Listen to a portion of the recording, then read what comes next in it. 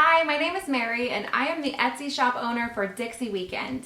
I'm newer to Etsy. I've only been selling for about 6 months, but there are certain things that I had to do before ever posting my first listing. So today I want to share with you 5 things that I did before I ever posted my first listing. So if you're interested in selling on Etsy, the first thing you're going to have to do is find a product, right? So at the end of the day, you're posting things to sell. So what is it that you're going to sell? You need to figure that out yourself and realize that it needs to be something you're passionate about and that you like doing. The entire marketplace for Etsy is a handmade market. So all of the items that you'd find buyable within Etsy are things that people are making themselves.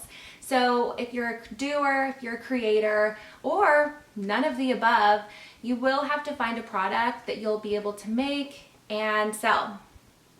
With that being said, I have a passion and love for monograms. Call me crazy, it doesn't really matter to me, but I love monograms. I love the personalized touch that it leaves on everything. If it's for a baby's gift, it's for home decor, or that finishing touch you want on your outfit or handbag, I love it.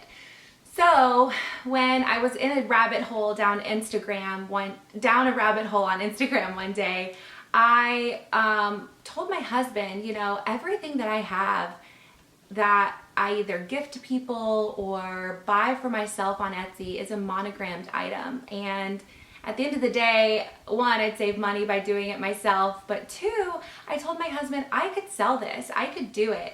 And so after some research and trying to find things that I needed to do before selling on Etsy, I obviously realized that I needed a product.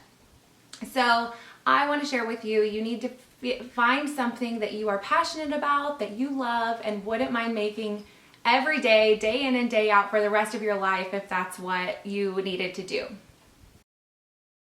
The second thing that you'll need to do before opening your Etsy shop is perfecting your product.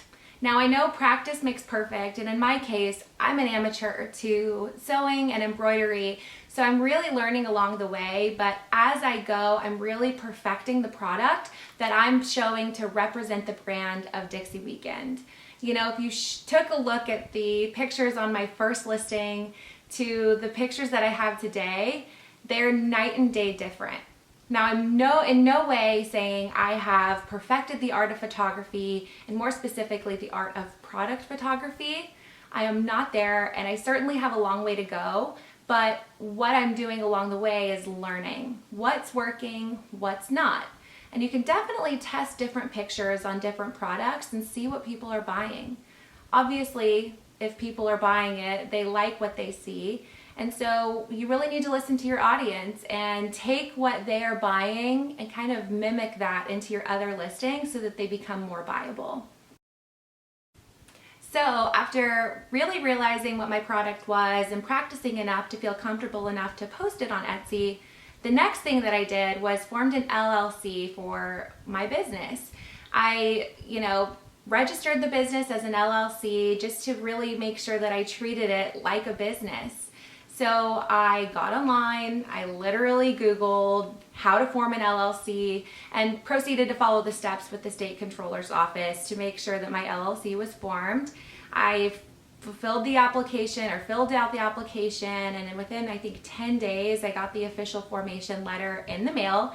So I was so excited and knew that I was one step closer to eventually opening my shop on Etsy.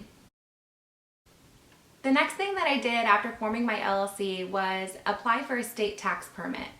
I knew eventually I was going to need to buy products in wholesale form, and a lot of the companies that I was attempting to buy those from needed a state tax permit.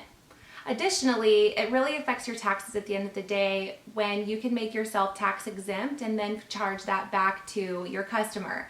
So I would really recommend that. I think it does depend on the type of product that you're selling, but I felt that it was important to go ahead and collect that and reap the benefits of being a wholesaler and being able to buy wholesale, in addition to making sure that I was compliant when I was accepting taxes from people on Etsy and being able to file that quarterly with my state.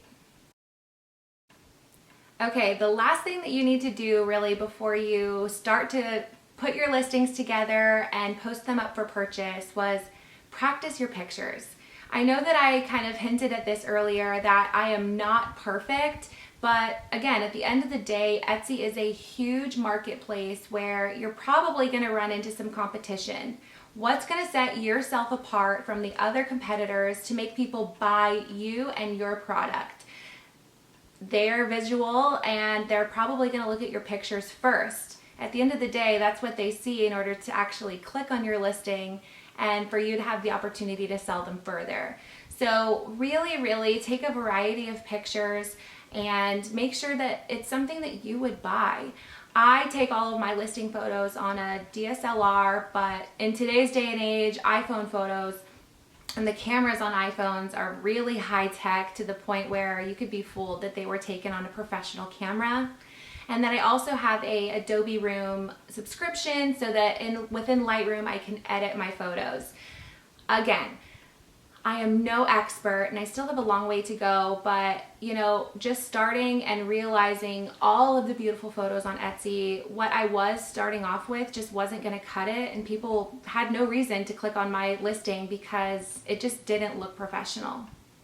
You're a business, you're a professional business, so make sure that what you're representing within your Etsy shop really reflects that you have a product that when it arrives to people, they're going to love it. Lastly, within your business and your Etsy shop, you're also representing a brand. So what pictures you are posting and what pictures you are taking are representing yourself as a brand.